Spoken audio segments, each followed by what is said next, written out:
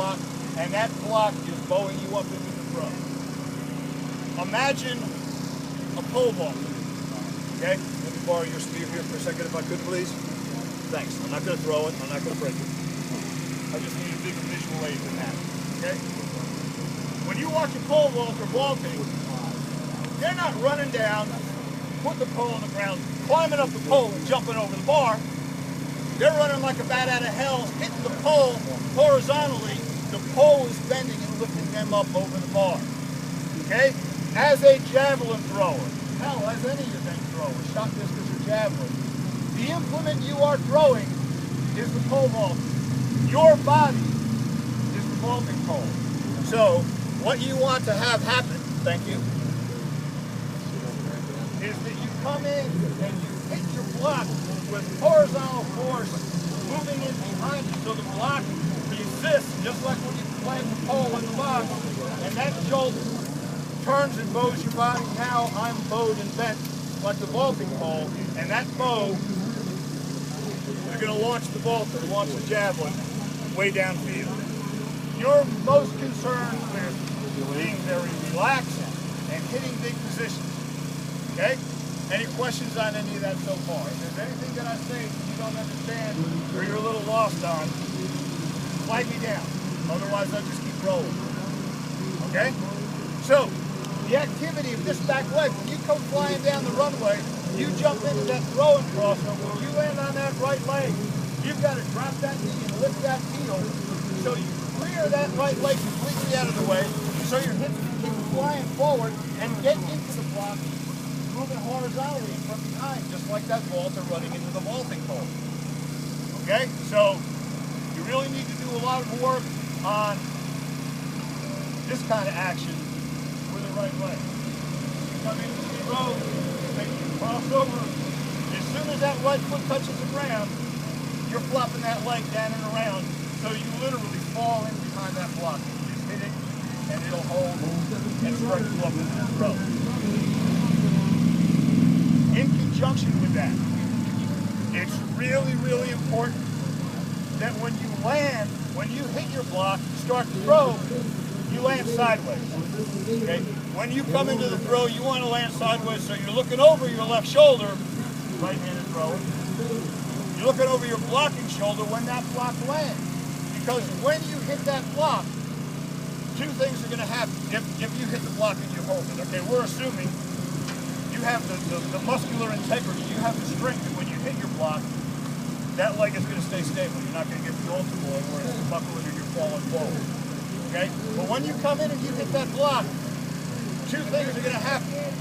You're going to rotate vertically, forward, and horizontally around. If I come in and I hit my block and I'm sideways like this, I'm going to rotate forward and around, and look where I'm at. I'm up in that beautiful classic C, reverse C, chest up position to strike the javelin. If I come down on a throw, and when I was your age, this is what I was trying to do. You come into the throw and you try to keep your hips and chest lined up in the direction of the throw, so when you hit your block, you're already squared up into the throw. When you make contact, you may very well be in this position, but unless you're freaking Superman, there's no way you're holding this position. You're going to hit this position, and your body is going to rotate vertically and horizontally. Here I am. BMW time for the orthopedic surgeon again. Okay, so while it may sound weird, tell you from 25 years of practical experience, and you know what? Same idea. Blocking sideways works in the shot and the distance as well. Because what happens when you come in, I'm going to borrow your javelin again here, my young lady, if you don't mind. When you come into the throw, you want to set your left side, your blocking side, because it's going to act essentially like the hinges on a door. Doors in your house have one fixed side with a hinge, and a hinge. And the door swings around it as long as the hinges are anchored and the hinges are lubricated. Okay? But if you have a hinge that's loose, or you have a hinge that's out of whack, the door don't swing very good if it swings at all. Same idea, same thing happens when you're throwing. When you come in and you hit your block, and you land and hit it sideways, you can see this nice straight line. Hinge, hinge, hinge. I want to maintain that left side.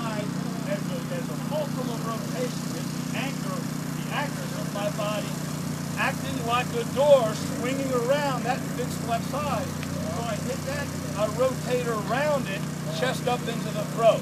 Your axis of rotation in the throws is your blocking side, from foot to shoulder. Your axis of rotation in the throws is not your spine. It's not the middle of your body. If you're thinking that, you're going to generate a lot of power. It's going to feel unbelievably strong, and you're going to throw 20% less than you thought you should. Because if you're rotating around your spine, as fast as you're pulling this away, this one is creeping forward, and you have no anchor to establish a stretch reflex against. You have to fix your blocking side from foot to shoulder. To act like you're hinge based on the door, to rotate around and deliver the throw against. You can't do that if you land straight up. One guy in history has done that, Steve Backer. Okay? And it worked for him. I wouldn't recommend it. Quite honestly, there's not a single athlete who I would suggest that you copy their technique. Okay? Because unless you're an exact clone, unless you're an identical genetic twin, what one champion does is not going to work for you. Okay, one of my idols, the Jan Zaleski of my time, was a guy named Janis Lucis, who was a phenomenal athlete. He was an 8,000-point decathlete and won a full set of Olympic medals in the javelin, set a couple of world records. When I was a little bit older than you, I met him after my freshman year in college and got to talk with this guy. Well, I talked. He listened and answered questions in a couple of few words. But one of the things that he expressed to me coming into the throw is that you've got to be really relaxed and let the legs do the work, and the upper body follows the position in. And he told me, he says, if you copy some champion's technique, you're imitating their mistakes. Okay? So you learn, you see things that individual athletes do. You see how well Zaleski drops and rotates that throwing side leg. You see how Tedo Pitkamaki comes in really sideways, really wrapping up this non-throwing arm across his body. You can pick and choose different aspects of an athlete whose technique is really good, and you may copy some aspect that they use, but each and every one of you is going to have your own individual technique. You're going to have your own skills and gifts and abilities, and you make sure that you use the basic javelin technique to take advantage of your particular abilities and gifts. Okay? The basic points to remember in any of the throwing events, again, if you email me, I've got some of this stuff is up on my website. If it's not there, if you're interested in some of this stuff, drop me an email. I can forward you some of the stuff that I've got. But in all the throwing events, it's always important to, number one, make sure you're accelerating into your block. Okay? If you slow down and try to load up on the back leg, to bustle into the throw, you're going to throw less and have a lower release velocity. So it doesn't matter what you're throwing, you need to accelerate consistently across the ring or down the runway until you hit that block, and that block has to be essentially an instantaneous, solid stopping action. The second thing that's standard to all the throws is you throw from the ground up. The legs do the work. The legs put you in position, and then the power generates from the ground, comes up through your body, just like building a house. Set the foundation, build the first floor, put the roof on the first floor, put the second floor on, put on the roof. Then you can start worrying about window treatments and what color you're going to paint the bathroom, and if you're using ceramic tile in the kitchen or not. Way too many athletes, and unfortunately a lot of coaches as well, in the javelin are more concerned about what's happening with the arm strike and the delivery with the arm. They're worried about the window treatments or the ceramic tile in the kitchen, and they haven't ever addressed the foundation of the house. So you're building, a McMansion in a swamp, and everything is falling out from underneath. You've got to make sure that the legs are correct. You get some good leg action, get good leg position by accelerating into the block. Let the legs work first, followed by the hips, the belly, the chest, and shoulders, and then the arms. So it's a progression from the ground up, the way a wave presses when it's coming on shore. Okay? The next thing that you have to be sure that you're generating some level of torque between your hips and shoulders. When you come in and land sideways, if you clear this back leg properly, you'll hit the block, and the block will finish rotating the hips really quickly while the shoulders still stay closed. So you're developing some rotational torque. It's really good, really important, because this elastic reflex in these powerful muscles really enhances the uncoiling speed of your shoulders and increases the elastic reflex of the shoulders. Okay? And then the last thing is, you simply need to be relaxed so you have that elastic reflex snapping you through the positions. The tighter you are, the more you try, the less elastic.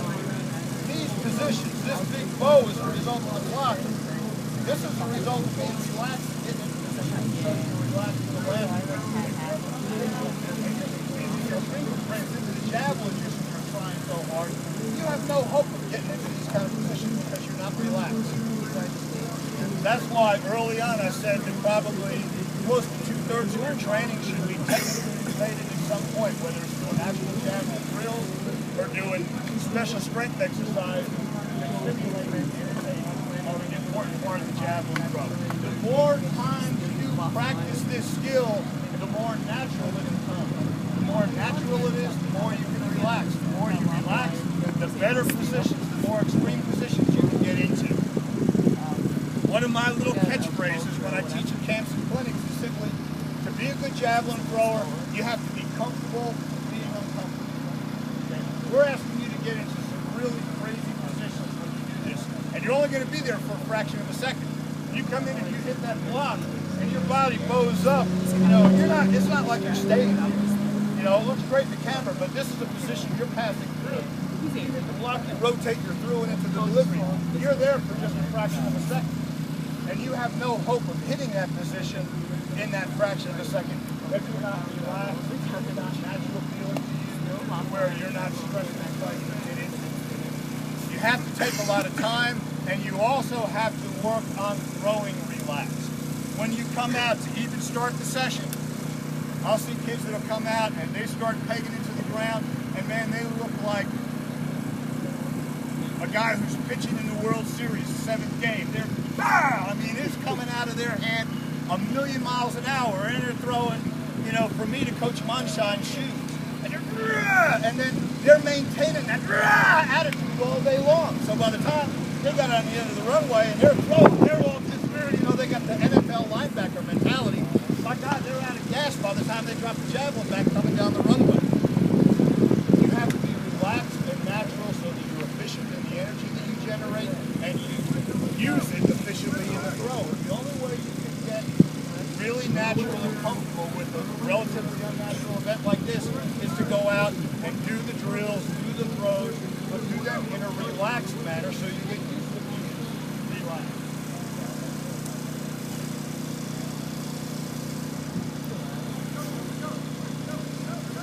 Playing coaching. So you got to get the reps. It's just like anything. You know, how many of you golf, coaches or kids? Okay, how good is your golf game going to be if all you do is show up on the day that you're going to play, tee up, and crush drive? If you're not going to the driving range and working on your game, if you're not going out and, you know, playing not seriously just to work on your game, your chances of you playing well and enjoying yourself are pretty small. It's the same thing here with the javelin. You have to spend time with the event. You have to learn the event. You have to learn the intricacies so you can be relaxed and achieve these awful positions. Okay? Any questions on anything so far? Okay. The aerodynamics of the javelin are really important for you to remember and understand. This thing is built like an airplane wing. Okay? Same aerodynamic design, a little fatter in the front, a lot skinnier in the tail end. You look at an airplane wing in profile, it's not sharp in the front, it's blunt in the front, it's rounded in the front. All of you, if you're, again, maybe heresy, if you're not throwing a javelin that has a flush point, you're probably costing yourself business. Okay? Sharp pointed javelins offer you no real advantage. Okay? It's a marketing point. Now, some people really like it. Some people have had, you know, again, Terrell could come out and just straight to his javelin. He knows. My God, this coach knows as much or more about the javelin than anybody on the planet. And you'll come to my tent and I'll come to French. But the greatest javelin coaches in the world are in Finland, and they're telling this guy aerodynamically he's throwing a blunt javelin. But he's thrown well with sharp-nosed javelin psychologically. You have an ace. If you're not married to a sharp-nosed javelin, I'm sure if you have options, if you're looking to get another javelin in the future, once you have a sharp-pointed, get one with a little blunter point. Here's the reason why. The aerodynamic advantage. The same reason that an airplane wing has a sharp tail. You need to have something to break up the wind resistance and actually form a vacuum on top of the javelin by creating that perfect. Why an airplane wing is blunt. Because it's got so much mass to get up in the air, it's got to do everything it can to reduce the resistance of the air molecule. So having a blunt leading edge breaks them up. It's like a battering ram. Okay, here we go. Can I borrow this for a second? But they're doing all right. I mean, I'm a Viking, eh? And I'm going to assault this castle. I've got to break down the door. I can either take a nice big fat log I will definitely dive and break down the door, or I can take a bunch of little spears that are sharp-pointed and try to break that door. Which is going to get me inside the castle fast? These or that? Right. I like that place. You can't feel it so much, but every thrower has this castle they're trying to break this wind air molecule up in the sky. But you got to break through and have a better chance with a blunt nose to break it up, because what happens when you break it up with that blunt surface, it creates a vacuum on top of the javelin. That little bit of vacuum helps get the javelin up in the air.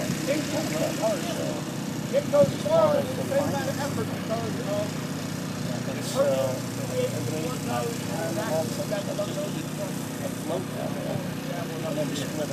okay, so if you have your choices, go blunt if you can. Thank you. Feel free to assault the castle. Now the other thing is important for the aerodynamics getting back into this stuff now because of my son. I mean, the construction of the javelin is way more important than the meter ratings. Okay, these days, meter ratings mean very little. Most of the javelin my boy Evan. Sophomore. But in all honesty now, the best information on meter ratings give you is they tell you how stiffly or how not stiffly the javelin is tested. The higher the rating, the stiffer the taper, so the javelin will not vibrate so much in the air. Okay? That's a good thing if you throw good point of the javelin. You guys all feel all right. Trouble throwing the javelin. Sometimes the throws go out very nice and pretty, but maybe half the time they're turning sideways and you're going nose up. You're losing that aerodynamic flight. If you can't consistently throw the point of the javelin so it's flying away from you to where literally all you see is the dot, if you don't have that control, then you should not be throwing a high meter range javelin. Because again, if you're throwing a really stiff javelin, if you're missing the point, that javelin is not giving. So all that force is not getting in the javelin, going in your elbow or going in your shoulder. And again, orthopedic surgeons find an automotive vehicle okay, so if your skills aren't great in controlling the javelin, throw a lower meter rated or a softer temper javelin. So the javelin will give rather than your body give. But if you can handle it, if you can throw to the point, you can control the javelin, then as stiff a javelin as you can get is a good idea. And then the other thing to look at is the tail end temper of the javelin, or the tail end tapering of the javelin. The thinner the tail, the better off you're going to be. Because the way the javelin is built now, everything behind the center of gravity, everything behind the grip, is like a parachute on a drag racer. You see these guys blowing down the road, they hit the finish line, they pull the chute, the parachute comes out and slows down the vehicle. In the javelin, when it's flying through the air, the more surface area you have behind the grip, that's acting like a parachute. That's pushing the nose down, lifting the tail, so the javelin turns over and sticks ground. The sooner it starts to turn over and stick in the ground, the less distance you're going to achieve because the thing is already nose diving down. So ideally, the best aerodynamics on the Javelin that you can get are going to be as blunt a point as possible to keep the nose up as much as possible, or reverse parachute, so to speak. There's more surface area preventing the nose from turning over, and if you have a really skinny tail, then you have less drag, you have less parachute here. So there's less resistance pushing the tail up, and there's more resistance keeping the point from coming down. So a blunt nose with a skinny tail is your best bet. Okay? I know in some cases, the only thing you got to throw is what's screw high. You can do the best you can by throwing as often as possible, as best you can. Get the energy that you generate to go along the shaft of the Javelin. I'm going to borrow your toy one more time. Okay? Don't be scared. I do this at parties all the time. You want to make sure the force of your throw, the alignment, the strike of your throw goes right along the shaft of the Javelin. Okay? There's no way, if I'm throwing to the point like that, there's no way I'm putting wobble or wiggle in the Javelin. I'm making all my force go right along the shaft, right to the point. Okay? If you're doing this, you're pushing a lot of force, you're pushing a lot of surface area, you're putting a lot of stress and strain on your shoulders and elbows. So learn to control the point of the Javelin. One of the best drills that you can do early on is when you're going out to start your session and you're just walking, pegging it to the ground, find a target that you're throwing at. So that when you throw the Javelin at the target, it should stick in the ground and it should be pointing back at you, showing that all your energy was applied directly along the shaft of the Javelin, not crossing it. So learn to control the implement so that it goes where you want to, both point and tail. Okay? And when you do that from a stand, then you do that from a little half crossover, a little polka step. You keep adding a couple of steps to give you more energy, more momentum, more power, but you're still always working on controlling the shaft of the Javelin so you throw it right to the point. When it sticks in the ground. Okay? Questions on anything so far? Okay. In terms of training, I talked about the need to do specific Javelin specific stuff. What the vast majority of that is going to be is throwing stuff other than Javelin. Medicine balls, weighted balls, the little vortex footballs, you know, the football with the tail fin and you probably got a whistle. One of the greatest tools for training Javelin throwers I've ever seen. Turbo Jag. Most worthless piece of crap on the planet. I'm serious. Okay? 2 reasons. Number one, you can have great success throwing a Javelin either 3/4 arm, directly over the top, or anywhere in between. There's been a lot of great Javelin throwers that throw really far without this elbow next to the head kind of arm strike. And physiologically, this is not a very strong position for the human body. Okay? You're not getting very much chest and core into the throw if your elbow is in here next to your ear. Just kind of, if you can have some length from the front shoulder to your right elbow, this is giving you more leverage, more application power than you can get into the input. You can throw javelins far and throw through the point with a wide range of arm positions. You have only one place that you can throw a turbo javelin correctly and far, and that's in here with that elbow kind of next to your head. Throwing it, I've seen dozens of great javelin throwers that can't throw a turbo javelin through that chain link fence. And I've seen people that can throw a turbo javelin a mile, they can't throw a javelin from me to Alex. Okay? If you have no other alternative, they might be okay. I would strongly suggest if you have to use them, throw them into the net and throw them into the wall. You're not going to learn anything about flight. I much prefer the little vortex footballs.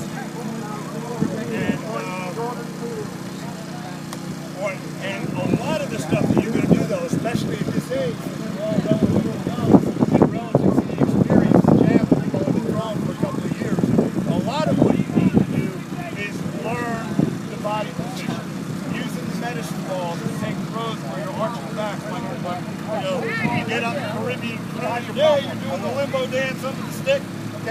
being able to get into that limbo position is incredibly important because it gives you a stretch and the arch in the back gets the core working really well. One of the most important exercises that you can do for a javelin thrower is doing the arch back throw. To the point of in Finland where throwing the javelin is the national sport, they said if there's one exercise that you can do in training, if there's only one exercise you can do in training other than throwing the javelin, it's going to be medicine ball or shot throws where you're arching back and striking up into the throw. They're that important. They work every aspect of your body in the throw. So, and they're short.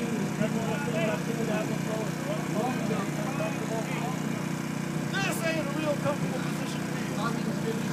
You'll be able to get comfortable. You'll be able to stay in there, come out into the throw, get an enhanced agility. Just do it for the fraction of a second that you're going to go to the throw. So med ball throws are a lot of different variations. Those arches, twisting throws. You use so much core power when you throw. One of the best sprint and hurdle coaches I ever met was a guy named Charles Foster, who's now working at Virginia Tech. He worked with me at UNC a couple of decades ago, and he said something that always stuck with me. It's just a phenomenally great idea. When he's working with sprinters and hurdlers, okay, it's obvious they want to get their feet going as fast as they can. But what makes you increase the speed of your feet when you're running? How fast you pump your arm. That's why all the really great sprinters and hurdlers are pretty buff athletes. They got big, powerful upper bodies, so they can pump their arms faster and get their feet to turn over quicker. What takes that rhythm and speed and power from your upper body to your feet is your core. Coach Foster would always talk about this as being your transmission. There's a sprinter and hurdler, this is your engine. Those are the wheels on the ground. You got to have the transmission to send that power through. So you've got to have strength and integrity to use that core. For throwers, it's just reversed. Our legs are the engine. Running down the runway, getting across the ring. This is our transmission to take that leg power into the upper body and into the implement, whether it's the hammer, whether it's the discus, the shot, or the javelin. So you have to have a lot of core power and integrity. So medicine ball, what you do where you're twisting, the hammer throw, throwing backwards and then also throwing forward against the wall if you have that. Or if you have some teammates, Coach, a couple of guys or a couple of girls standing back to back and passing the medicine ball. So you're doing this rotational work, more strong and flexible. Coach, I'm sorry to interrupt. With the medicine ball drill that you just showed, as far as going back here, is there a certain weight you don't suggest going past, or a certain weight you should be around? I would say, depending on the fitness level and the experience of your athlete, like I'd start with a 1K ball. Yeah. I'd start really light and see if they can handle it. Because you might have a kid who's pretty strong, but they're really uncomfortable or unflexible, or they don't have a real good spatial awareness yet. You know, I mean, you might have some kid who's 15 years old who can bench press a house, but he can't bend over and tie his shoes without falling over because he doesn't have that body coordination. He's got an enormous body, but he hasn't grown into it and learned how to deal with it yet. Yeah. So you start out really light and see, you judge their range of motion and their ability to relax. Okay. If they're fighting this as far back as they can go, stay with a 1K. Okay, yeah. Go for, before you ever look to try to go heavier, get a maximum range of motion. Okay? So even if it's, maybe starting out, all it is, hey, put your hands on your head, put your knees out over your toes and arch back as far as you can. You may have to get really basic and elemental with that, but I always say, start with as light an implement as possible, show proficiency, be good at it, to where, I mean, they can come out with a little bit of pizzazz and they're zipping the ball. It's not like, and they're just dropping it. I mean, they're firing. Yeah. When they show that kind of proficiency, then you can graduate to a heavier ball.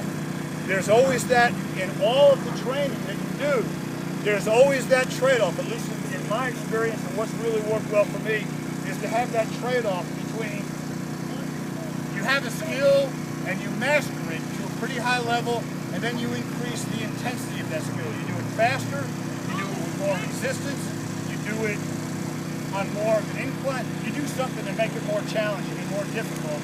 You master that level, and then you take it up another notch again. So you always have that balance and trade-off between Master the skill, bring more to the skill. Master it with more energy, add more energy. So there's a constant balance between improve one and then add with the other. So you can essentially, theoretically, have a non-stop improvement. Okay? Thank you. So, back to the short answer, as light as you need to make sure they're doing the skill properly. Yeah. And then you can also, besides a lot of people will do a lot of med ball throws where, you know, you're in this nice upright position. You're throwing against the wall, you're throwing the partner. One of the things that you have to work on is the range of motion in the throw beyond when you let go of the implement.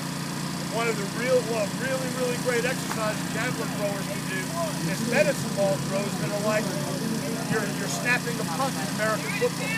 Get that ball out here, throw it, swing your legs backwards. So now you're working on the strength after the implement is released, because in every one of the throws we talked about highest release speed possible, giving you the maximum distance. Let me tell you something. Your hand is moving the fastest after the implement's out of your hand, because now you don't have a resistance of the javelin or the shot of the distance. So this is going to continue to accelerate after you release, but you have to train those muscles to continue to accelerate and move through a full path after you've let go of the implement. So just throwing with a medicine ball or a weighted ball, simulating the release that you have in competition, is not enough. You've got to go beyond that to where you're throwing past where your arm would stop. Either the football snaps or laying on the ground, medicine ball overhead, and literally, like if I'm laying on the ground, I don't want to do it because I got a nice thing in my shirt, but if I was laying on the ground, I'm throwing over my feet at a wall. Finish the exercise. Finish the application of power all the way down to your hands on your thighs and pass. That's an aspect that often gets overlooked. And if you're not used to continue to accelerate through here, somewhere along the line while the implement is still in your hand, you're going to start to decelerate. So you can stop your arm here. And if you decelerate while the implement is in your hand, you cost yourself. Okay? Single arm ball throws. Weighted balls are phenomenal. Once you do a series, there could be 3 or 4 or 5 different med ball exercises you do. You do your hammer throws, front and back. There's 2 right there. You do the limbo throws. There's a 3rd one. You do throws with a medicine ball where you're getting into your standing throw position and you wind up with the ball. So now you start to work the weight shift from all the way down the power leg, drop the knee, pivot the foot as you roll the ball up over your head to do a 2-hand overhead throw.